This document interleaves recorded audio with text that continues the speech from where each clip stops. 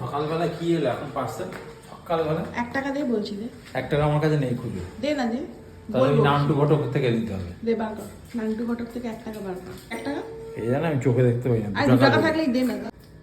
আর কি করবো? আমি নিয়ে এসে দিন আবার আমার থেকে 2 টাকা নিবি? টাকা নয়, 2 টাকা দিয়েছে। 2 টাকা নিলাম। কারণ এটা কুণালের জন্য আমি অর্ডার করেছিলাম।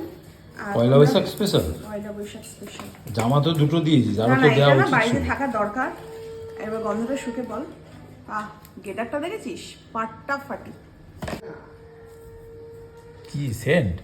কি চোখে দেখতে পাও না নাকি? আমি তো বডি স্প্রে ইউজ করি। এটা কি বলে, সেন্ট বলে? কি ভালো? ভালো, দারুণ গন্ধ।